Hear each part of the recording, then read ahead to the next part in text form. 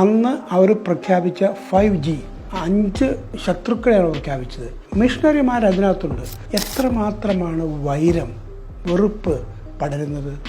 ഇത് ബോധപൂർവം പടർത്തുന്നതാണ്. സംഘപരിവാറിൻ്റെ സംഘടനകൾ എന്ത് ചെയ്യുമെന്നുള്ള ഭയം അവർക്കുണ്ട്.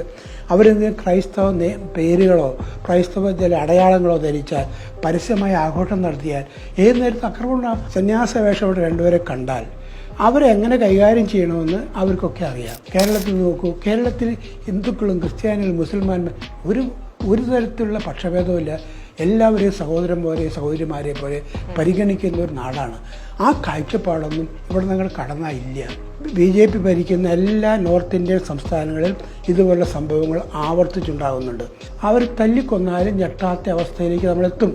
തവളയെ ചൂടുവെള്ളത്തിലിടുന്ന പണിയാണിത്. ഇവിടെ മുസ്ലിങ്ങൾ കണ്ടാൽ കൊള്ളരാത്തവരാണ്. എങ്ങനെയാണ് കൊള്ളരാത്തവരായി?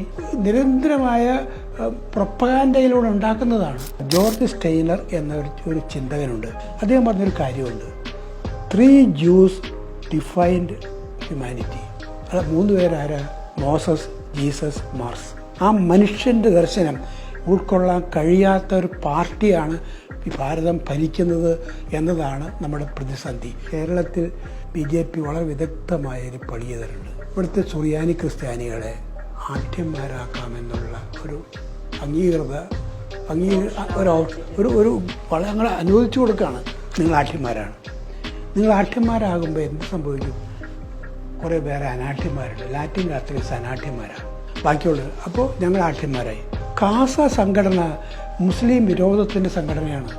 മുസ്ലിങ്ങളോട് ഭയങ്കര വെറുപ്പാണ്. ആ വെറുപ്പും ആ വിദ്വേഷമെന്ന് ഞാൻ പറയില്ല, ആ കാഴ്ചപ്പാടും നിരന്തരമായി ക്രിസ്ത്യൻ സമൂഹത്തിലേക്ക് വ്യാപിക്കുന്നുണ്ട്.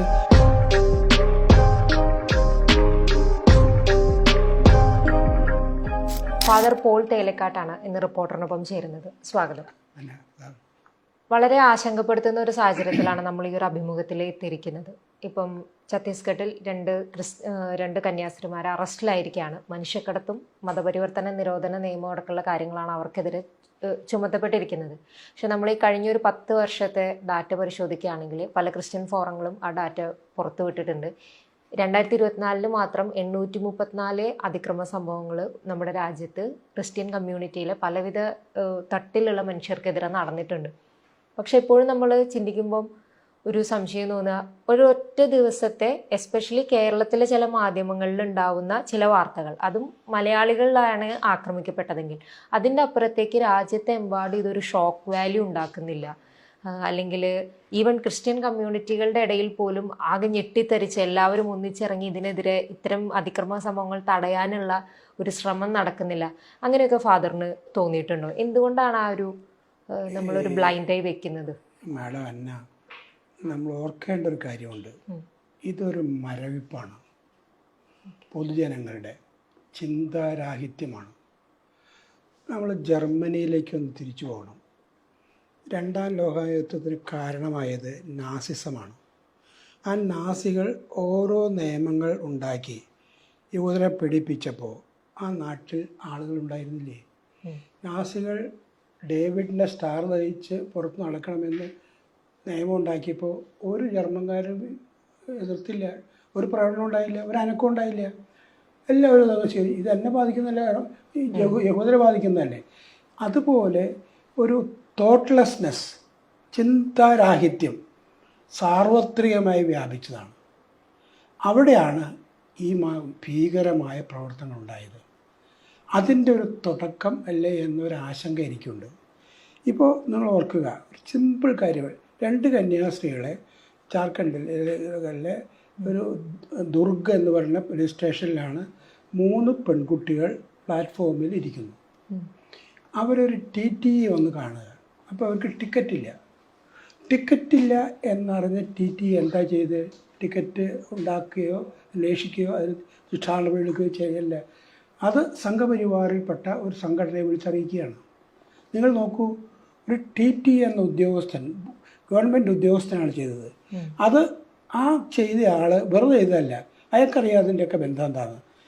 അങ്ങനെ ഒരു സംഘടിതമായ ഒരു ശ്രമമാണിത്. അതിനകത്ത് പോലീസുണ്ട്, റെയിൽവേ ജോലിക്കാരുണ്ട്, പോലീസ് എല്ലാവരും ഉണ്ട്. അതിൽ അങ്ങനെ ഒരു 2 കന്യാസ്ത്രീകളെ സന്യാസ വേഷമുള്ള രണ്ടുപേരെ കണ്ടാൽ അവരെ എങ്ങനെ കൈകാര്യം ചെയ്യണമെന്ന് അവർക്കൊക്കെ അറിയാം. അത് നമ്മളാരും വിചാരിക്കുന്നത് പോലെയല്ല.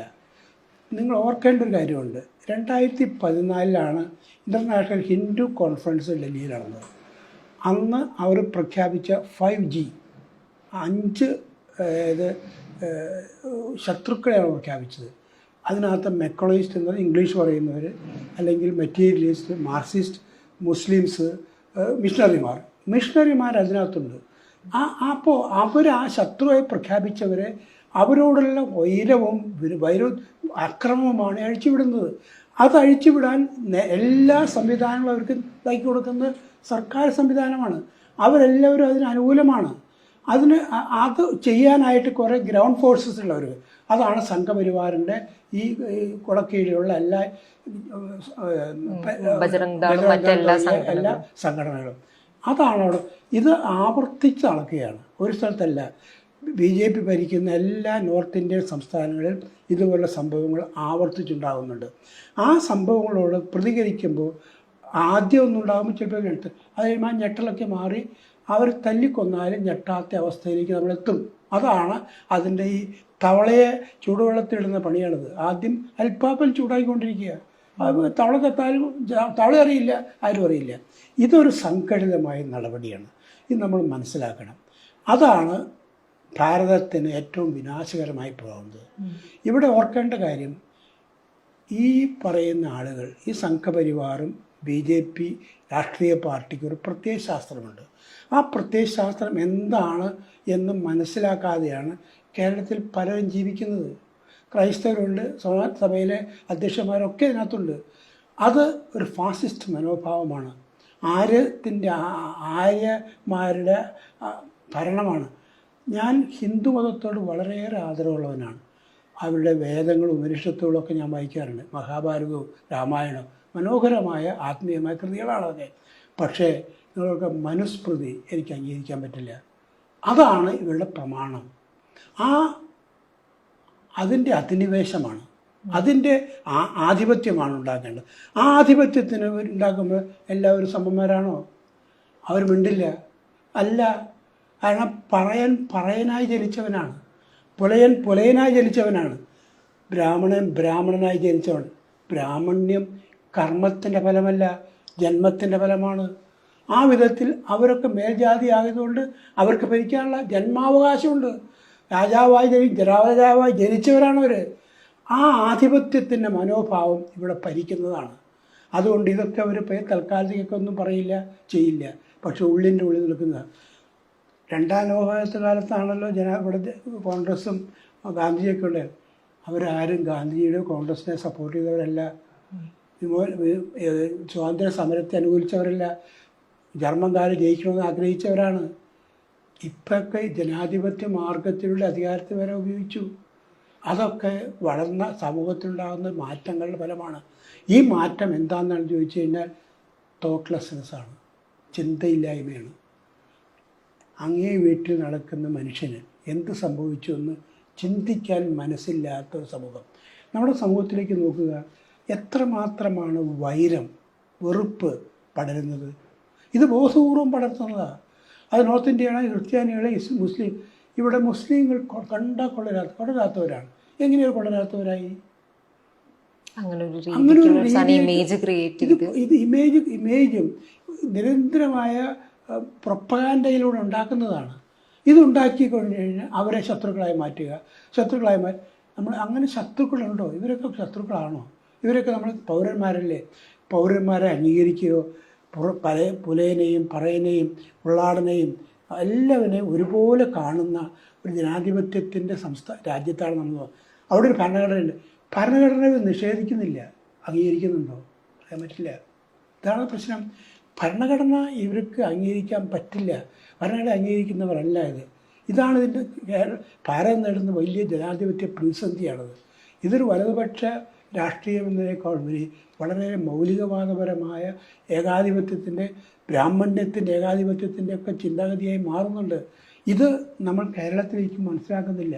ഉത്തരേന്ത്യയിൽ എന്താ നടക്കുന്നതെന്ന്, സംസ്ഥാനം എന്താ നടക്കുന്നതെന്ന്, അവിടെയൊക്കെ ചില മന്ത്രിമാർ പ്രസംഗിക്കുന്നത് കേട്ട എന്തൊരു വൈരമാണ് ഈ പ്രസംഗത്തിനൊക്കെ, എന്തൊരു ആധിപത്യമോഹമാണ്, എന്തൊരു വെറുപ്പാണ്. ഇതൊക്കെ നമ്മുടെ നാട്ടിൽ ഉണ്ടാകുമ്പോൾ പ്രതികരിക്കാതെ ഇവിടെ ജീവിക്കാൻ തുടങ്ങുന്നതാണ് അപകടം. അതേപറ്റി ഈ പോയിന്റ് പറഞ്ഞപ്പോഴാണ്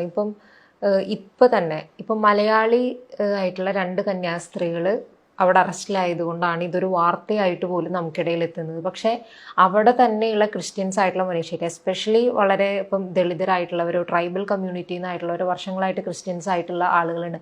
അവരെ അറ്റാക്ക് ചെയ്യപ്പെടുന്നത് ഇവിടെയുള്ള കേരളത്തിലുള്ളവരോ അല്ലെങ്കിൽ മറ്റ് സംസ്ഥാനങ്ങളിലുള്ളവരോ അറിയപ്പെടാതെ പോലും പോകുന്നില്ലേ? സഭ ഇപ്പൊ കുറച്ച് റിയാക്ഷൻസ് ഉണ്ടായില്ലേ? ക്രിസ്മസ് കാലത്തൊക്കെ ഈ അവിടുത്തെ നോർത്ത് ഇന്ത്യയിലും ഛത്തീസ്ഗഡിലും മറ്റു ബീഹാറിലും ഒക്കെയുള്ള ക്രൈസ്തവർ പേടിച്ചാണ് ജീവിക്കുന്നത്. അവരെ ഈ സംഘപരിവാറിൻ്റെ സംഘടനകൾ എന്ത് ചെയ്യുമെന്നുള്ള ഭയം അവർക്കുണ്ട്. അവരെന്തെങ്കിലും ക്രൈസ്തവ പേരുകളോ ക്രൈസ്തവ ചില അടയാളങ്ങളോ ധരിച്ചാൽ, പരസ്യമായ ആഘോഷം നടത്തിയാൽ ഏത് നേരത്ത് ആക്രമണം ഉണ്ടാകും. ആ ഒരു ഭയത്തിൻ്റെ അന്തരീക്ഷം ഉണ്ടാക്കിയിട്ടിരുന്നുണ്ട്. ആ ഭയത്തിൻ്റെ അന്തരീക്ഷമാണ് അവരെ ഭരിക്കുന്നത്. അതിന് പുറത്തു കിടക്കാൻ അവർ കഴിയുന്നില്ല. ഇവിടെ ഏറ്റവും പ്രശ്നം ഈ കന്യാസ്ത്രീകളൊന്നും ഇവർക്ക് ഇത്രമാത്രം തൊട്ടുകൂടാത്തവരായത് അവരവിടെ ഈ ആദിവാസികളെയും അവശരെയും ഹരിജനങ്ങളെയും ഈ വെറുക്കപ്പെട്ടവരും പുറത്താക്കപ്പെട്ടവരുടെ ഇടയിൽ പോയി അവർക്ക് വിദ്യാഭ്യാസം കൊടുക്കുന്നു, അവർക്ക് ഒരു ശക്തി പകർന്നു കൊടുക്കുന്നു, അവരെ വിമോചിക്കാൻ ശ്രമിക്കുന്നു. ഇതാണ് ഇവർക്കൊക്കെ ചൊടിപ്പിക്കുന്നത്. ഇതൊന്നും അവർക്ക് ആവശ്യമില്ല. അവരൊക്കെ ഭരിക്കാൻ കിട്ടുന്ന വെറും മാടുകളാണ്. അവരങ്ങനെ തന്നെ കൊണ്ടു നടക്കണം. അവരൊന്നും വിമോചിക്കപ്പെടാൻ ആഗ്രഹിക്കുന്നില്ല. അത് ഭാരതത്തിൻ്റെ ഏറ്റവും വലിയ ശാപമായി മാറുന്നു എന്നുള്ളത്. ഞാൻ ഈ ജാതി സമ്പ്രദായം ആലോചിച്ച് നോക്കൂ. ഒരാൾ പുലയനായി ജനിച്ചാൽ അവൻ മരിച്ചാലും പുലയൻ്റെ അവസ്ഥ അവൻ മാറില്ല.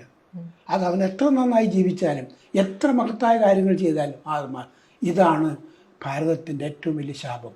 അതുണ്ടാക്കുന്ന ഇതാണ് മനുസ്മൃതിയാണ്.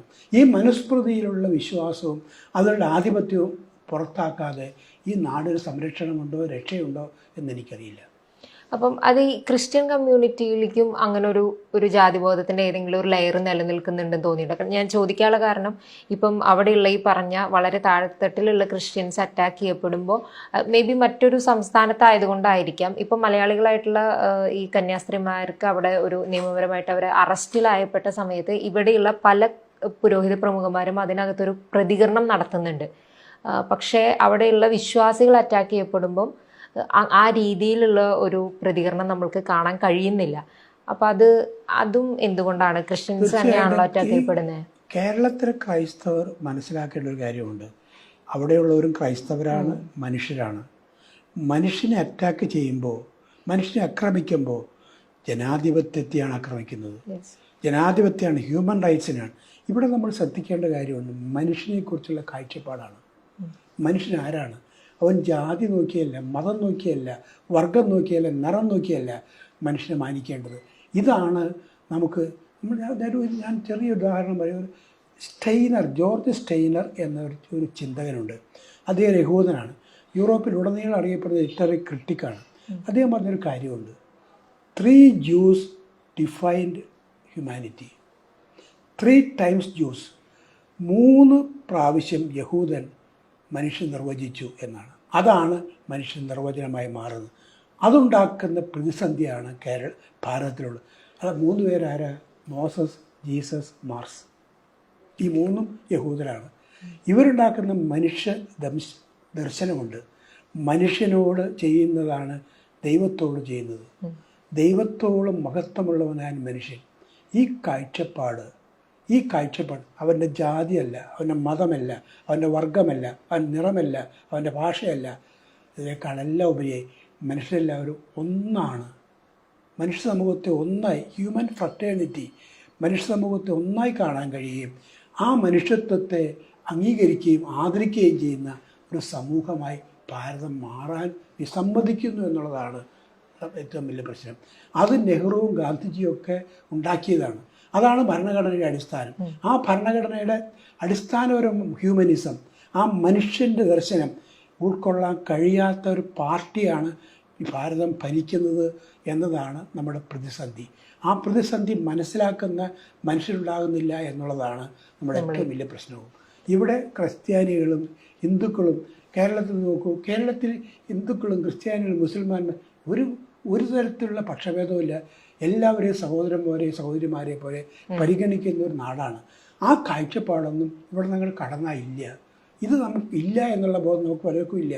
ഇതാണ് മനുഷ്യനെ സംരക്ഷിക്കുന്നതാണ് ഏറ്റവും വലുത്. മനുഷ്യരാണ് ഏറ്റവും വലുത്. ആ കാഴ്ചപ്പാടാണ് ക്രൈസ്തവ മതവും മുസ്ലിം മതവും ഒക്കെ ഉൾക്കൊള്ളുന്നത്.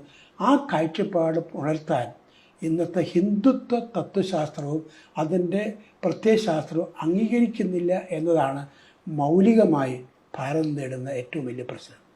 ഇപ്പം ആദ്യം ഇപ്പം ഈ പറഞ്ഞതുപോലെ BJP അവരുടെ ഒരു ഹിന്ദുത്വ പ്രത്യയശാസ്ത്രത്തെ വളരെയധികം മുറുകെ പിടിച്ചിരിക്കുന്ന BJP അധികാരത്തിൽ വന്നതിന് ശേഷം മുസ്ലിം കമ്മ്യൂണിറ്റിക്കെതിരെ മോബ് ലിഞ്ചിങ് അടക്കമുള്ള പലതരത്തിലുള്ള ആക്ഷൻസ് കണ്ടു. അതിനുശേഷം പൗരത്വ ഭേദഗതി നിയമമാണെങ്കിൽ അല്ലെങ്കിൽ ഇപ്പോൾ വഖഫ് നിയമ ഭേദഗതിയൊക്കെ ആണെങ്കിലും ഒരു നിയമ സംവിധാനങ്ങളിലൂടെ തന്നെ ഒരു വിഭാഗത്തെ എങ്ങനെ പുറന്തള്ളാം അല്ലെങ്കിൽ അരികുകളിലേക്ക് മാറ്റി നിർത്താം എന്നുള്ളതിൻ്റെ പല എക്സ്ട്രീം വേർഷൻസും കണ്ടു കഴിഞ്ഞു. പക്ഷേ അപ്പോഴും പലരും ചൂണ്ടിക്കാണിക്കുന്നുണ്ടായിരുന്നു ഈ പറഞ്ഞതുപോലെ അടുത്തൊരു ശത്രുവായിട്ട് തിരഞ്ഞെടുക്കപ്പെടുന്ന ഒരുപക്ഷെ ക്രിസ്ത്യൻ വിഭാഗമായിരിക്കാം എന്നുള്ളത്. അപ്പോ പക്ഷേ ഇപ്പൊ ഈ മുസ്ലിം പക്ഷെ അതേ സമയത്ത് തന്നെ ക്രിസ്ത്യൻ മുസ്ലിം കമ്മ്യൂണിറ്റിക്കിടയിൽ ഭിന്നത വരുത്താനുള്ള ഒരേ രീതിയിൽ ശത്രുക്കളായിട്ട് കാണുന്ന രണ്ടു പേർക്കിടയിൽ ഭിന്നത വരുത്താനുള്ള സംഘപരിവാർ നീക്കങ്ങൾ ഒരുപാട് നടന്നു. കേരളത്തിൽ അത് പരീക്ഷിക്കുകയും വിജയിക്കുകയും ചെയ്തു. നമ്മൾ കാസ പോലുള്ള സംഘടന എങ്ങനെയുണ്ടായി ഇവിടെ? കാസ സംഘടന മുസ്ലിം വിരോധത്തിൻ്റെ സംഘടനയാണ്. മുസ്ലിങ്ങളോട് ഭയങ്കര വെറുപ്പാണ്. ആ വെറുപ്പും ആ വിദ്വേഷവും ഞാൻ പറയില്ല, ആ കാഴ്ചപ്പാടും നിരന്തരമായി ക്രിസ്ത്യൻ സമൂഹത്തിൽ വ്യാപിക്കുന്നുണ്ട്. വൈദികരിലുണ്ടായിട്ടുണ്ടത്, മെത്രാന്മാരിലുണ്ടായിട്ടുണ്ട്. അതിൻ്റെ പ്രത്യക്ഷമായ പ്രകടനങ്ങൾ ഈ കേരളത്തിലുണ്ടായിട്ടുണ്ട്. ഇവിടെ ലവ് ജിഹാദിനെക്കുറിച്ചും നാർക്കോട്ടിക് ജിഹാദിനെക്കുറിച്ചൊക്കെ പ്രസംഗം നടത്തിയത് ആരാണെന്ന് ഞാൻ പറയണ്ടല്ലോ. ഇതൊക്കെ ഉണ്ടായിട്ട് ഇത് നമ്മൾ തിരിച്ചറിയുന്നില്ല. പണ്ട് ജർമ്മനിയിലുണ്ടായി ഇതാ എന്നെ ബാധിക്കില്ല, ഞാൻ ക്രിസ്ത്യാനിയല്ല, ബാധിക്കില്ല എന്ന് നിയമമുള്ള എഴുതിയ കവിതയുണ്ട്. അതാണ് ഇവിടെ നടക്കുന്നത്. അന്വേഷിക്കാറുണ്ടാവില്ല. ഈ ഒരു പ്രശ്നം ഇത് മനുഷ്യനെ സംബന്ധിക്കുന്നതാണ്. മുസ്ലിം മനുഷ്യനാണ്, ഹിന്ദു മനുഷ്യനാണ്, ക്രിസ്ത്യാനി മനുഷ്യനാണ്. ഇതൊന്നും ഇല്ലാത്ത നിരീശ്വരവാദിയും മനുഷ്യനാണ്. അവരോട് ഒരുപോലെ ഞാൻ വളരെ തമാശയായിട്ട് പറയുന്നതല്ല. യേശു പറഞ്ഞ ഉപയുണ്ട്, നല്ല സമരക്കാരന്. ആ മുറിവേറ്റ് കിടന്നവൻ, അവൻ്റെ പേരില്ല, ഊരില്ല, ജാതിയില്ല, ഒന്നും പറയുന്നില്ല, ഒരു മനുഷ്യനാണ്. ആ മനുഷ്യനോട് ചെയ്തപ്പോഴാണ് നീ ദൈവത്തിന് ചെയ്തത്, നീ മഹത്വമാനുള്ളവനാകുന്നത്. ഇതാണ് മൗലികമായ കാഴ്ചപ്പാട്. ആ കാഴ്ചപ്പാട് ഭാരതത്തിലില്ല. അതുണ്ടാകാൻ ശ്രമിക്കുന്ന ഒരു ചുറ്റുപാടില്ലാതെ ആവുന്നതാണ്. ഇതാണ് നമ്മുടെ ഏറ്റവും വലിയ പ്രതിസന്ധി എന്നാണ് എനിക്ക് തോന്നുന്നത്. ആ പ്രതിസന്ധി തരണം ചെയ്യാൻ ജനങ്ങൾക്ക് ചിന്തയുണ്ടാകണം, ജനങ്ങൾക്ക് ജാഗ്രത ഉണ്ടാകണം. മറ്റ് മനുഷ്യർക്ക്, നമ്മുടെ കൂടെ ഉള്ള ആൾക്ക് എന്ത് പറ്റുന്നു എന്നുള്ള എന്നെക്കുറിച്ചുള്ള ചിന്ത ഉണ്ടായാൽ പോരാ, മറ്റുള്ളവരെക്കുറിച്ച് ചിന്തയാകണം. ഞാനിവിടെ ഓർമ്മിക്കുന്നത് പുസ്തകമാണ്. അന്ന ആർണറ്റ് എഴുതിയിട്ടുള്ള ഐക്യമാൻ ഇൻ ജെറൂസലം. 50 ലക്ഷം യഹൂദരെ കൊണ്ടുപോയി കൊടുത്ത് കൊല്ലിച്ചവനായിരുന്നു ഐക്യമാൻ. അയാളാണ് നാസികളിൽ രക്ഷപ്പെട്ട് ഒളിവ് പോയത്. 1961 അർജൻറ്റീനയിൽ വെച്ച് അവരെ മൊസാദ് പിടികൂടിയത്. അയാൾ ജെറൂസലമിൽ കൊണ്ടുവന്ന് വിസ്തരിച്ച് തൂക്കിക്കൊന്ന കഥയാണ് ആ പുസ്തകത്തിൽ എഴുതുന്നത്. അവരെ റിപ്പോർട്ട് ചെയ്യാൻ പോയവരാണ്. അവർ പറയുന്നൊരു കാര്യമുണ്ട്. അവർ കോടതിയിൽ ചെന്ന് ഈ പ്രതിക്കൂട്ടിൽ നോക്കിയപ്പോൾ അവർ വിചാരിച്ചത് ഒരു സത്വമായി.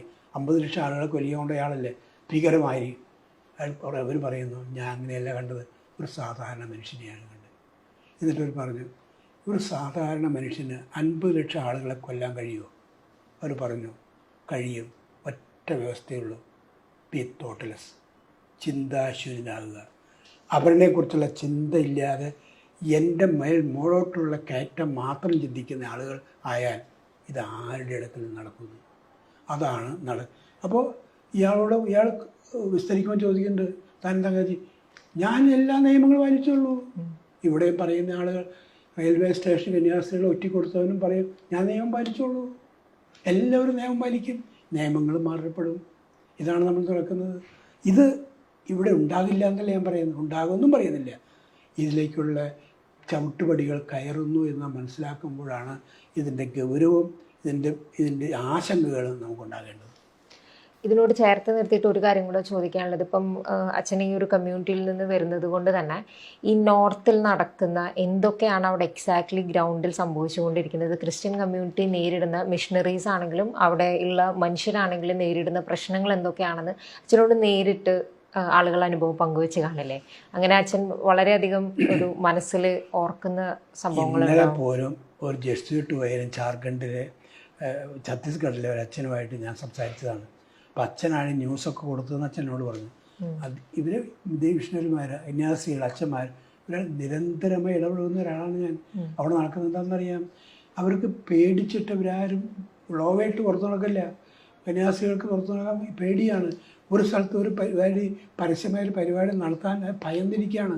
അവർ ഏത് സംഘടനയാണ് വന്ന് മെക്കെട്ടേറിന് ബഹളം ഉണ്ടാക്കുന്നത്, ഒരു കാരണവും വേണ്ട, വെറുതെ പിടിച്ചു വെച്ച് ബഹളം ഉണ്ടാക്കി കഴിഞ്ഞാൽ പിന്നെ കോടതി വരുമ്പോൾ ഇതൊക്കെ നമ്മൾ പിന്നെ ഒരു വല്ലാത്ത കേസിനും കാര്യത്തിനും ഇപ്പോൾ കന്യാസികൾ വെറുതെ അവർ ഒരു 2 കുട്ടികളെ കൂട്ടിക്കൊണ്ടാൽ വന്നതാണ്. അപ്പോൾ അവർക്ക് എന്തെല്ലാം പ്രതിസന്ധികളായി. അവരും ആ കുട്ടികൾ ക്രിസ്ത്യാനികളായിരുന്നു, ഇവരാരും ബന്ധം, ആ ക്രിസ്ത്യാനികളാകുന്ന ഒരു ബന്ധമില്ല. ഇപ്പോൾ അവർ കൺവേർട്ട് ചെയ്തില്ല എന്ന് അവർ തെളിയിക്കണം. ഇതാണ് പ്രശ്നം. അവർ കോടതിയിൽ പോയി തെളിയിക്കേണ്ടി വരും. ഇവരെ കളകടത്താണ് ഇവിടെ കൊണ്ടു നടക്കാൻ. നോർത്ത് ഇന്ത്യയിൽ നിന്ന് സൗത്ത് ഇന്ത്യയിലേക്കും, കേരളത്തിൽ നിന്ന് പഞ്ചാബിലേക്കും, പഞ്ചാബിൽ നിന്ന് കേരളത്തിലേക്ക് ആളുകൾക്ക് വരാൻ പാടില്ലേ? ഇതാണ് നമ്മൾ മനസ്സിലാക്കേണ്ടത്. ഇതൊന്നും പാടില്ല എന്ന് പറയുന്ന ആളുകളുണ്ടാകുകയും അങ്ങനെ പോയാൽ ഞങ്ങൾ ആക്രമിക്കുമെന്ന് പറയുമ്പോൾ ചെയ്യുമ്പോൾ ഇത് ചോദ്യം ചെയ്യാൻ ജനങ്ങളുണ്ടാകണം. ജനങ്ങൾ ചോദ്യം ചെയ്യേണ്ടത് വോട്ടിലൂടെയാണ്. ഇവിടെയാണ് നമ്മുടെ പ്രശ്നം. എന്തുകൊണ്ടാണ് മൗലികവാദത്തിന് ഈ ആൾക്കൂട്ടങ്ങൾ പിന്നാലെ നടന്ന് വോട്ട് ചെയ്യുന്നത്? ട്രംപിന് വോട്ട് ചെയ്തത് നമ്മൾ ശ്രദ്ധിക്കൂ. ഈ വലതുപക്ഷ മൗലികവാദം വർദ്ധിക്കുകയാണ് ലോകത്തിലുടനീളം. അമേരിക്കയിൽ എന്താ പ്രശ്നം? വെള്ളക്കാർ മാത്രം മതി, അവർക്ക് ആധിപത്യം വേണം. അതിന് ട്രംപിനെ എലക്ട് ചെയ്തു. ഭാരതത്തിൽ എന്താ ആവശ്യം? ഇവിടുത്തെ പഴയ ബ്രാഹ്മണർക്കൊക്കെ അവകാശം അധികാരവും വേണം. ഇതിനൊക്കെ വോട്ട് ചെയ്യുന്ന ആളുകൾക്ക് എന്താ പറ്റുന്നത്? അവർക്ക് പറ്റുന്നത് ഞാൻ പറഞ്ഞ കാര്യം, നമ്മുടെ ചിന്ത എന്താ? ശരിയും തെറ്റും വിവേചിക്കാനുള്ള കഴിവാണ് ചിന്ത. ഇത് കമ്പ്യൂട്ടിംഗ് അല്ല, കണക്കാക്കലല്ല. മനുഷ്യൻ്റെ മൂല്യം എന്താണെന്ന് കണക്കാക്കാൻ പണ്ട് ഈ അങ്കുലപ്പുഴുവിനെ കുറിച്ച് പറഞ്ഞിട്ടുണ്ട്. അങ്കുലപ്പുഴു എല്ലാം അളക്കുന്ന പുഴുവായിരുന്നു. അവസാനം നേരം വന്നപ്പോൾ ഒരു കുയിൽ പുഴുവിൻ്റെ അടുത്ത് നിന്ന് ചോദിച്ചോളൂ, എൻ്റെ പാട്ടൊന്ന് അളന്നു തരാമോ എന്ന് ചോദിച്ചു. പാട്ട് അളക്കുക എന്നുള്ളത് അവൻ ആദ്യം കേൾക്കണേ. ഇതൊരു ചോദ്യമാണത്. പാട്ടിന് എന്താ അളവ്? നമ്മളെല്ലാം കമ്പ്യൂട്ടറിൻ്റെയും ടെക്നോളജിയുടെയും യുഗത്തിലാണ് നമ്മൾ ജനിക്കുന്നത്. ഇതെല്ലാം ഉണ്ടാക്കുന്നത് എന്താ? ഒരു കണക്കാക്കൽ. എല്ലാം കണക്കാക്കി ലാഭകരമാക്കി ചെയ്യുന്ന കച്ചവട മനസ്ഥിതി നമ്മെ ഭരിക്കുകയാണ്. നമ്മൾ മാർക്കറ്റിലാണ്. നമ്മുടെ ഹൃദയം മാർക്കറ്റിലേക്ക് മാറിയിട്ടുണ്ട്. എല്ലാം എനിക്ക് ലാഭകരമാക്കുക, എനിക്ക് ഗുണകരമാക്കുക എന്ന ചിന്ത മാത്രമാണ് എല്ലാവർക്കും ഉള്ളത്. മറിച്ച് അവരെന്ത് പറ്റുന്നു, അവനെന്ത് പറ്റുന്നു, ഇവൾക്കെന്ത് പറ്റുന്നു എന്നുള്ള ആകുലതയോ പരസ്പര ബന്ധമോ, എൻ്റെ അങ്ങേ വീട്ടിൽ മുസ്ലിം ആയിക്കോട്ടെ, ഹിന്ദു ആയിക്കോട്ടെ, മാർക്സിസ്റ്റ് ആയിക്കോട്ടെ, വിശ്വാസി ആയിക്കോട്ടെ, എല്ലാം അവർക്ക് എന്താ പറ്റിയേ എന്ന് അന്വേഷിക്കാനുള്ള ഒരു താല്പര്യം അത് കുറഞ്ഞില്ലാതെ അതുണ്ടാക്കുന്ന കാവ്യമാണ്, അതുണ്ടാക്കുന്ന സാഹിത്യമാണ്, അതുണ്ടാക്കുന്ന ധർമ്മബോധമാണ്, അതുണ്ടാക്കുന്ന മതമാണ്. ഇവിടെയൊക്കെ അനുഷ്ഠാനങ്ങളിലും അതിലൊക്കെ ആണ് ആളുകൾക്ക് ഭ്രാന്തിളകുന്നത്.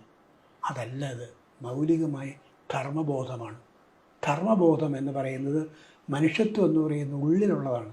അതിൻ്റെ ശോഷണം കാര്യമായി നമ്മുടെ നാട്ടിലുണ്ടായിട്ടുണ്ട്. എല്ലാവരും ടെക്നോളജിയും മറന്നു നടക്കും. ടെക്നോളജി കണക്കാക്കലാണ്. ഈ കണക്കാക്കൽ ബുദ്ധിയാണ് നമ്മെ ഭരിക്കുന്നത്. ഇതാണ് അതിൻ്റെ പ്രശ്നം. ഇപ്പം ഈ ഒരു നമ്മളുടെ ഉണ്ടാകുന്ന ഈ ഒരു മനുഷ്യത്വത്തിൻ്റെ ഇല്ലായ്മയെ പറ്റി പറഞ്ഞല്ലോ. അപ്പോൾ അതിനകത്ത് പക്ഷെ ഇതിൻ്റെ ഒരു മേ ബി നമ്മൾ പ്രകടമായിട്ടുള്ള മാറ്റം നമ്മൾ കണ്ടു തുടങ്ങുന്നത് ഇപ്പോൾ ഒരു 2014 BJPക്ക് അധികാരത്തിലേറിയ ശേഷമായിരിക്കാം. അപ്പോൾ ഒരു അധികാരം ഒരു പർട്ടിക്കുലർ പ്രത്യയശാസ്ത്രം പിന്തുടരുന്ന ആളുകൾക്ക് ലഭിക്കുന്നതിന് ശേഷം ഉണ്ടാകുന്ന ഒരു വലിയ മാറ്റം ഉണ്ടല്ലോ. ആദ്യം അത് അച്ഛൻ്റെ ഒരു നിരീക്ഷണത്തിൽ ഈ ആളുകളിൽ ഈ പറയുന്നത് പോലെ അപരനെ പറ്റിയിട്ട് ചിന്തിക്കാതിരിക്കുക, അവർക്ക് എന്ത് സംഭവിച്ചാലും കുഴപ്പമില്ല എന്നുള്ളൊരു കരുതലുണ്ടാവുക. അതിൽ ഈ അധികാരം ലഭിക്കുന്ന പാർട്ടിയുടെ പ്രവർത്തനങ്ങൾ അതെത്രത്തോളമാണ് സ്വാധീനിക്കുന്നത്? അതാണോ ഒരു മേജർ കോസായിട്ട് കാണുന്നത്? രണ്ടാം ലോകയുദ്ധത്തെ കുറിച്ച് പഠിക്കുന്ന ആളുകളുണ്ട്. അവർ 2 കഥാപാത്രങ്ങളെ വിഷയമാക്കുന്നുണ്ട്. ഒന്ന് ഹിറ്റ്ലർ, 2 സ്റ്റാലിൻ. ഇവർ തമ്മിൽ എന്തായിരുന്നു വ്യത്യാസം? അവസാനത്തെ രണ്ടുപേരും വളരെ വലിയ ശത്രുക്കളായി തോന്നും. പക്ഷേ അവസാനം വരുമ്പോൾ രണ്ടുപേരും ഒരേ ജാതി ആളുകളാണ്, ഒരേ ടൈപ്പ് ആളുകളാണ്. അവരാണ് കൂട്ടക്കൊലകൾ നടത്തിയത്. ആധിപത്യത്തിന് വേണ്ടിയാണ്. രണ്ടാളും ചെയ്തതാണ് ആധിപത്യത്തിന് വേണ്ടി.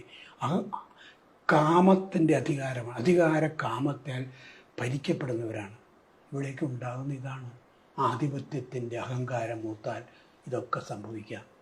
ഇവിടെയാണ് നമ്മൾ കേരളത്തിലും ചില ആളുകൾ ഈ എന്തിനാ BJPയും ഈ വർഗീയത പറയുകയും പ്രചരിപ്പിക്കുകയും ചെയ്യുന്നുണ്ട്. നമ്മൾ എന്നെ ശ്രദ്ധിച്ചിട്ടുണ്ടോ എന്ന് എനിക്കറിയില്ല. കേരളത്തിൽ BJP വളരെ വിദഗ്ധമായൊരു പണി ചെയ്തിട്ടുണ്ട്. ഇവിടുത്തെ സുറിയാനി ക്രിസ്ത്യാനികളെ ആഠ്യന്മാരാക്കാമെന്നുള്ള ഒരു അംഗീകൃത ഒരു ഞങ്ങൾ അനുവദിച്ചു കൊടുക്കുകയാണ്. നിങ്ങൾ ആഠ്യന്മാരാണ്. നിങ്ങൾ ആഠ്യന്മാരാകുമ്പോൾ എന്ത് സംഭവിക്കും?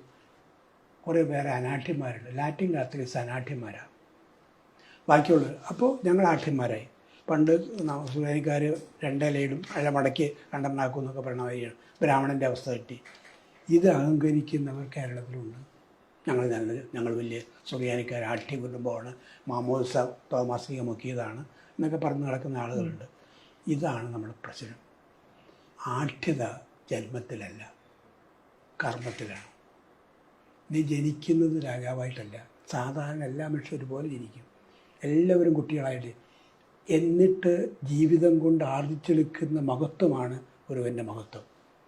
അത് അംഗീകരിക്കാൻ ഹിന്ദുത്വ പ്രത്യയശാസ്ത്രം സമ്മതിക്കില്ല. അത് അംഗീകരിക്കാതിരിക്കുന്ന ഒരു മനോഭാവമാണ് ഈ ആഠ്യത പറയുന്ന ആളുകൾക്കുള്ളത്. എൻ്റെ ജന്മമാണ്, എൻ്റെ കുടുംബമാണ് ഏറ്റവും വലുത്. ഞാൻ കുടുംബത്തിൽ ജനിച്ചതാണ്, മറ്റുള്ളവരൊക്കെ കുടുംബമില്ലാത്തവർ ജനിച്ചതാണ്. ഈ കാഴ്ചപ്പാട് നമ്മുടെ ഇടയിൽ വളരുന്നുണ്ട്. ആ കാഴ്ചപ്പാട് അനുസൃതമായി പോകുന്ന ചില നേതാക്കന്മാരുണ്ട്. അതൊക്കെ നമ്മുടെ പ്രതിസന്ധിയാണ്. ഇത് ഒരു ഒരു ഒരു ഒരു എക്സെപ്ഷനൊന്നുമല്ല. ജർമ്മനിയിൽ നോക്കുക, നാസികളുടെ ഭരണകാലത്ത് വന്നപ്പോൾ 60,000 ലൂതറൻ അച്ഛന്മാർ ജർമ്മനിയിലുണ്ടായി. 60,000 അല്ല, 60% നാസികളായിരുന്നു. അത് ചിലപ്പോൾ ഇവിടെയും സംഭവിക്കാം. ഇതാ അതിൻ്റെയൊക്കെ ലക്ഷണങ്ങൾ കാണുന്നുണ്ട്. അതിൻ്റെ ലക്ഷണങ്ങൾ ഞാൻ പ്രത്യേകിച്ച് പറയേണ്ട ചില ആളുകളെ സൂചിപ്പിക്കാവുന്നതാണ്. ഇതൊക്കെ നമ്മുടെ നാട്ടിൽ സംഭവിക്കാവുന്നതാണ്. ഈ മൗലികമായ അധികാര കാമവും ഈ ആഠ്യന്മാരാണെന്ന് അംഗീകരിച്ചെടുക്കുന്ന ജ്വരവും ഒക്കെ ഉണ്ടാകാം. മനുഷ്യൻ ആരാണെന്ന് തിരിച്ചറിയണം. ഞാൻ ആരാണെന്ന്. എൻ്റെ ജന്മത്തിൻ്റെ മഹത്വമല്ല എനിക്ക് പറയാനുള്ളത്. എൻ്റെ കർമ്മത്തിൻ്റെ, എൻ്റെ ജീവിതത്തിൻ്റെ, എൻ്റെ മൂല്യങ്ങളുടെ മഹത്വത്തെക്കുറിച്ച് പറയാനും അത് അംഗീകരിക്കാനും ആദരിക്കാനും ജീവിക്കാനും കഴിയുമ്പോഴാണ് മനുഷ്യൻ മഹാനാവുന്നത്. ആ മനുഷ്യത്വത്തെക്കുറിച്ചുള്ള കാഴ്ചപ്പാടിൻ്റെ ശോഷണമാണ് കേരളത്തിൽ സംഭവിച്ചിട്ടുള്ളത്. അപ്പം ഇനി നമ്മൾ മുന്നോട്ട് വെക്കേണ്ട ഒരു അല്ലെങ്കിൽ ഇപ്പം മനുഷ്യത്വം നമ്മൾ ഇനിയും ഉണ്ടായി വരേണ്ട, നമ്മളുടെ ഉള്ളിൽ ചിന്താരാഹിത്യത്തിൽ നിന്നും മാറി ചിന്തിക്കുന്ന ഒരു സമൂഹമായിട്ട് നമ്മൾ മാറാൻ എന്താണ് ചെയ്യാൻ കഴിയുന്നത്? അച്ഛൻ എവിടെയെങ്കിലും ഒരു പ്രതീക്ഷ കാണുന്നുണ്ടോ? ഞാൻ ശക്തമായ പ്രതീക്ഷയുടെ മനുഷ്യനാണ്. ഞാൻ ഫിലോസഫിയൊക്കെ പഠിക്കുന്ന ആളാണ്. അച്ഛനാണെങ്കിൽ ഞാൻ ഒരു കാര്യം, ഹൈഡഗർ എന്ന ഒരു ചിന്തകനുണ്ട്. അദ്ദേഹം ജർമ്മനിയിൽ ജീവിച്ച ആളാണ്. അയാൾ നാസി പാർട്ടി ചേർന്നയാളാണ്. പക്ഷേ എങ്കിലും അദ്ദേഹം എഴുതിയൊരു വാചകമുണ്ട്, ചിന്തയുടെ ഭക്തിയാണ് വിമർശനമെന്ന്. ചിന്തയുടെ ഭക്തിയാണ് വിമർശനം. എനിക്ക് തോന്നുന്നത് അത് വളരെ കറക്റ്റാണ്. ആ ചിന്തയുടെ ഭക്തി നമുക്കുണ്ടാകണം. മനുഷ്യനെക്കുറിച്ച് ചിന്തിക്കാനും മനുഷ്യന് വേണ്ടി ചിലപ്പോൾ പ്രതികരിക്കാനും പ്രതിഷേധിക്കാനും മനുഷ്യന് അറിയണം. എൻ്റെ കൂട്ടത്തിൽ ഒരുവനെ കാണാനില്ലെങ്കിൽ അവരെവിടെയാണെന്ന് അന്വേഷിച്ച് പോകാൻ ഉള്ള മനസ്സുണ്ടാകുമ്പോഴാണ് മനുഷ്യൻ മഹത്വം അറിയും. ഈ മനുഷ്യത്വത്തിലേക്കാണ് നമ്മൾ വളരേണ്ടത്. അതാണ് ഇവിടെ ശോഷിക്കുന്നത്. അത് നമ്മുടെ ജീവിതത്തിൻ്റെ ഭാഗമാകണം. വിമർശന ബോധം ഉണ്ടാകണം. ആ വിമർശന ബോധം ഉണ്ടാകുമ്പോഴാണ് നമ്മൾ അലേർട്ടാകുന്നത്. ഞാൻ കൊച്ചു കാര്യം പറയാം. ഇപ്പോൾ BJPക്കാർ ഞാൻ പാർട്ടി പറയുന്ന ആളല്ല, രാഷ്ട്രീയം പറയാൻ എനിക്ക് ആഗ്രഹമില്ല. ഭയങ്കരമായി ഞങ്ങൾ ഒരു അഴിമതിയില്ല, ഒന്നുമില്ല. 2024 സുപ്രീം കോടതിയുടെ വിധിയുണ്ട് ഇലക്ട്രൽ ബോണ്ടുകളെ കുറിച്ച്. എന്തായിരുന്നു അത്? കറപ്ഷനെ ലീഗലൈസ് ചെയ്തതാണ്. കറപ്ഷൻ ലീഗലൈസ് ചെയ്തു. ഇതിവിടെ വേറെ ആരും ചെയ്തിട്ടില്ല. എത്ര കോടിയുടെ കറപ്ഷനായിരുന്നത്. നമുക്ക് ഫാർമസ്യൂട്ടിക്കൽ കമ്പനികളുണ്ട്. ഈ കമ്പനികളെ റെയ്ഡ് ചെയ്യും. ആ റെയ്ഡ് ചെയ്യുമ്പോൾ അത് രക്ഷപ്പെടാതെ ബോണ്ട് മേടിച്ച് 5, 6, 10, 100, 1000 കോടി കൊടുക്കുക, എല്ലാ പ്രശ്നവും തീരും. ഇത് കൃത്യമായി ചെയ്തുകൊണ്ടിരുന്ന പാർട്ടിയാണ്. അവിടെയാണ് കറപ്ഷൻ ലീഗലൈസ് ചെയ്ത് വേറൊരു പാർട്ടി ഭാരതത്തിലില്ല. ഇതൊക്കെ നമ്മൾ തിരിച്ചറിയണം. ഇതൊന്നും തിരിച്ചറിയാതെ ജീവിക്കുമ്പോഴാണ് നമുക്കെല്ലാം പരമസുഖമാണെന്ന് വിചാരിക്കുന്നത്. നമ്മുടെ സുഖം ശാപ്പാട് കഴിയുന്ന സുഖം മാത്രമല്ല, ചന്തയിൽ പോയി ഇഷ്ടം പോലെ വാങ്ങിക്കുന്നത് മാത്രമല്ല, നമ്മുടെ സുഖത്തിൽ അപരൻ്റെ സുഖവും ഉൾപ്പെടണം. എൻ്റെ സുഖം, ലെവീനാസ് എന്ന് പറയുന്ന യഹൂദ എന്ന് പറഞ്ഞൊരു വാചകമുണ്ട്. അപരൻ്റെ മെറ്റീരിയൽ നീഡ്സിനെ കുറിച്ചുള്ള എൻ്റെ മെറ്റീരിയൽ നീഡ്സ്, അവൻ്റെ ആഹാരം, അവൻ്റെ വിദ്യാഭ്യാസം, അവൻ്റെ ജീവിതത്തിൻ്റെ മറ്റു കാര്യം, വീട്, ഇതൊക്കെ എൻ്റെ ആത്മീയ പ്രശ്നങ്ങളാണ്. ഇതാണ് ധാർമ്മിക പ്രശ്നങ്ങളാണ്, എൻ്റെ ആത്മീയ പ്രശ്നങ്ങളാണ്. ഇതാണ് മനുഷ്യത്വം ഉണ്ടാകുന്ന സംസ്കാരം. യൂറോപ്പിനെ കുറിച്ച് എല്ലാവരും മഹത്തായ കാര്യങ്ങൾ പറയാറുണ്ട്. യൂറോപ്പിൻ്റെ സംസ്കാരത്തിൻ്റെ ഗുണം ഇതാണ്. അവിടെ സാമൂഹ്യ സുരക്ഷിതത്വമുണ്ട്. ഒരാളെ കാണാനില്ലെങ്കിൽ എന്താ കാണാനില്ലാതെ എന്ന് അന്വേഷിക്കുന്ന മനുഷ്യത്വം അവിടെയുണ്ട്. ആ മനുഷ്യത്വത്തിലേക്ക് വളരാനാണ് ഭാരതത്തിലുള്ളവർക്ക് ശ്രമിക്കേണ്ടത്. അത് എവിടെയെങ്കിലും തളരുമ്പോൾ, ശോഷണം ഉണ്ടാകുമ്പോൾ എന്തുകൊണ്ടുണ്ടായെന്ന് ചോദിക്കാൻ ജനാധിപത്യത്തിൽ എല്ലാവർക്കും അവകാശമുണ്ട്. ജനാധിപത്യം എന്ന് പറയുന്നത് എല്ലാവരും ചേർന്ന ഭരണമാണ്. അതിൻ്റെ മാർഗം വർത്തമാനമാണ്. വളരെ വിദഗ്ധമായ അരിസ്റ്റോട്ടിൽ പറഞ്ഞിട്ടുണ്ട്, the political way is a way of talking. അത് അക്രമത്തിൻ്റെ ഇതാക്കുന്നത് സംസ്കാരമില്ലാത്തവന് അടിമകളുമാണെന്ന് അദ്ദേഹം പറഞ്ഞിട്ടുണ്ട്. അത് അക്രമത്തിൻ്റെ ആക്കാൻ പാടില്ല. അതല്ല അവിടെ അത് അഭിപ്രായത്തിൻ്റെയാണ്. പാർലമെൻറ്റ്, അസംബ്ലി അതിനാണ്. അത് നാട്ടുകളിലെല്ലാം ഉണ്ടാവണം. പരസ്പരം സംസാരിക്കാൻ, മറ്റുള്ളവൻ്റെ വേദന എന്താണെന്നറിയാൻ, മറ്റുള്ളവൻ്റെ വിഷമം എന്താണെന്നറിയാൻ, എൻ്റെ അയൽക്കാരൻ്റെ വേദന ശ്രമിക്കുന്നതാണ് ഏറ്റവും വലിയ പ്രാർത്ഥനയാണത്. അവൻ്റെ ദുഃഖം, അവൻ്റെ വേദന, ഇത് ശ്രമിക്കാനും ഗ്രഹിക്കാനും മനസ്സിലാക്കാനും അവനിലേക്ക് ഇറങ്ങിച്ചിട്ടുള്ള നല്ല മനസ്സുണ്ടാകുമ്പോഴാണ് മനുഷ്യത്വം വളരുന്നത്. ഹൈറ്റ് എന്ന് ഇംഗ്ലീഷിൽ പറയും നമ്മൾ, പൊക്കമല്ലാതെ ഔന്നത്യമാണ്. മനുഷ്യൻ്റെ ഔന്നത്യം ഉണ്ടാകുന്നത് ധർമ്മത്തിലാണ്. ഭാരതം ധർമ്മത്തിൻ്റെ നാടാണ്. ഇവിടെ മനോഹരമായി ചൊല്ലുണ്ട്, അതിഥി ദേവോഭവ. അതിഥിയായി വരുന്നവൻ ആരാന്നില്ല, അവരനാണ്. വല്ലപ്പോഴും കയറി വരുന്നവനാണ്. പേരില്ല, ഊരില്ല, അവനാണ് ദൈവം. അത് ഈ ഭാരതത്തിൻ്റെ സംസ്കാരത്തിൻ്റെ ഭാഗമാണ്. ആ സംസ്കാരമല്ല ഇന്ന് ഇവിടെ പ്രാബല്യത്തിൽ വരാനും ഒക്കെ ആഗ്രഹിക്കുന്നത്. അധികാരത്തിലിരിക്കുന്ന ആളുകൾ അതല്ല പരത്തുന്നത്, വെറുപ്പാണ്. ആ വെറുപ്പിൻ്റെ സംസ്കാരം നമ്മെ നയിക്കുന്നത് സ്വാതന്ത്ര്യത്തിലേക്കായിരിക്കില്ല, വല്ലാത്ത അടിമത്തത്തിലേക്കും ദുരന്തത്തിലേക്കുമായിരിക്കും. ഒറ്റ കാര്യം കൂടെ ചോദിക്കാനുള്ളത്, ഇപ്പം അച്ഛന് തന്നെ ഈ നമ്മുടെ മറ്റ് സംസ്ഥാനങ്ങളിൽ വർക്ക് ചെയ്യുന്ന ഒരുപാട് പേരെ കമ്മ്യൂണിറ്റിയിൽ തന്നെ അറിയാമെന്ന് പറഞ്ഞു. അപ്പം അവിടെയുള്ള ഈ കന്യാസ്ത്രീകളാണെങ്കിലും അച്ഛന്മാരാണെങ്കിലും അവർ ഈ പേടിക്കിടയിലും അവർ ഈ പ്രവർത്തനങ്ങളായിട്ട് മുന്നോട്ട് പോകുന്നുണ്ടല്ലോ. അപ്പം അതിന് നൽകുന്ന ഒരു ഊർജം എന്താണെന്ന് ഒരു കോൺവെർസേഷൻ എന്നൊക്കെ മനസ്സിലാക്കാൻ കഴിഞ്ഞിട്ടാവില്ലേ? ഒരു ഉദാഹരണം പറയാം. ഇത് ലോകപ്രസിദ്ധമാണ് കേരളത്തിലെ നേഴ്സുമാർ. കാരണം എവിടെ ചെന്നാലും നിഷ്പക്ഷമായി മനുഷ്യനെ സേവിക്കാനൊക്കെ പഠിച്ചിട്ടുണ്ട്, അച്ചടക്കമുണ്ട്, കൃത്യമായിട്ട് ചെയ്യും. ഈ നേഴ്സുമാരുണ്ടാക്കിയത് ആരാണ്? കേരളത്തിൽ. കേരളം പഴയത് തന്നെയല്ലേ. അത് കത്തോലിക്ക സഭയിലെ കന്യാസികളാണ്. നല്ല സ്ട്രിക്റ്റായിട്ട് എന്താണ് പരസ്നേഹം, എന്താണ് സേവനം എന്ന് പഠിപ്പിച്ച് കുട്ടികളെ പരിചയിച്ച ഒരു സംസ്കാരമുണ്ട്. അവരുണ്ടാക്കിയ ഒരു അത്ഭുതമാണത്. ഈ അത്ഭുതം ചെയ്യാൻ കന്യാസികൾക്കും കഴിയും, വൈദികർക്കും കഴിയും, മനുഷ്യർക്കും കഴിയും. മനുഷ്യന് കഴിയുന്ന ഏറ്റവും വലിയ കാര്യം ഇതാണ്. അതിൽ നമ്മൾ വിശ്വസിച്ചാൽ നമുക്ക് എല്ലാ പ്രതിസന്ധികളുണ്ടായാലും അപ്പുറത്തേക്ക് കടക്കാൻ പറ്റുമെന്നുള്ള പ്രതീക്ഷയുണ്ടാകും. നമ്മുടെ പ്രതിസന്ധികൾ തീർച്ചയായിട്ടും ഉണ്ടാകും. പക്ഷേ അതൊക്കെ നമ്മുടെ വഴിയിൽ ഒരു തടസ്സമാകുന്നു എന്നുള്ളതല്ലാതെ വഴി മുടക്കാനാകാത്ത വിധത്തിൽ നമ്മൾ സംഘടിക്കണം, ശക്തരാകണം. നമുക്കൊരു പ്രതീക്ഷ വേണം, അതിൻ്റെ ഊർജ്ജം നമുക്കുണ്ടാകണം. ആ സംഘടിക്കുന്നതിലും ശക്തരാകുന്നതിലും ഉള്ള പ്രതീക്ഷയാണ്, ഒന്നിച്ചു നിൽക്കുന്നതിലുള്ള പ്രതീക്ഷയാണ് ഏറ്റവും വലിയ ബലം. നമ്മുടെ നാട് പരമയുടെ നാടാണ്, പ്ലൂരാലിറ്റി, വൈവിധ്യത്തിന്. ഈ വൈവിധ്യം ഭാഷയുടെ മാത്രമല്ല, വ്യക്തികൾ. എന്നെപ്പോലെ ഒരാൾ കേരളത്തിൽ ഇന്ത്യ ലോകത്തിലുണ്ടാവില്ല. ഞാൻ മാത്രമാണ്. എനിക്ക് എൻ്റേതായ മൂല്യമുണ്ട്. എല്ലാവരും അതുപോലെയാണ്. അവരെല്ലാവരും ചേർന്നാലുണ്ടാകുന്ന ശക്തി വലുതാണ്. അതാണ് രാഷ്ട്രീയം. സാമൂഹ്യമായ ജീവിതത്തിൻ്റെ സംഘടന ഉണ്ടാക്കാൻ കഴിയും. അവിടെ നിരാശപ്പെടുകയല്ല വേണ്ടത്, ശക്തമായി സംഘടിക്കാനും ഒന്നിച്ചു നിൽക്കാനും ഒന്നിച്ച് പ്രവർത്തിക്കാനും ഒന്നിച്ച് ശബ്ദിക്കാനും കഴിയുമ്പോൾ കാര്യങ്ങൾ മാറുക തന്നെ ചെയ്യും. അച്ഛൻ അങ്ങനെ ഒരു പ്രതീക്ഷ പങ്കുവെക്കുന്നത് വലിയൊരു ആശ്വാസമാണ്. അപ്പം അച്ഛൻ ഇത് നിരന്തരം പറഞ്ഞുകൊണ്ടിരുന്ന ഒരു കാര്യം, ചിന്തിക്കുന്ന വിമർശിക്കുന്ന മനുഷ്യരായി മാറുക, മനുഷ്യത്വമുള്ളവരായി മാറുക എന്നുള്ളതാണ്. അപ്പം അങ്ങനെ ഒരു എന്താ പറയുക, അങ്ങനെ ഒരു രീതിയിലേക്ക് തന്നെ നമ്മുടെ സമൂഹം മുന്നോട്ട് പോകുമെന്ന് പ്രതീക്ഷിക്കാം. ആ പ്രതീക്ഷയിൽ നമുക്ക് ജീവിക്കുക എന്നുള്ളതാണ് പ്രധാനം. അങ്ങനെ സംഘടിക്കണം, സംസാരിക്കണം, അങ്ങോട്ടും ഇങ്ങോട്ടും നമുക്ക് സംസാരമാണ് നമ്മുടെ ഏറ്റവും വലിയ ശക്തി. ഭാഷയാണ് നമ്മുടെ ഏറ്റവും വലിയ ആയുധം. ആ ഭാഷയിൽ നമുക്ക് വിശ്വസിച്ച് മുന്നോട്ട് പോകാം. ഓക്കെ, അപ്പോൾ ഇത്രയും സമയം റിപ്പോർട്ടറിനോട് സംസാരിച്ചതിന് ഒരുപാട് നന്ദി. Thank you.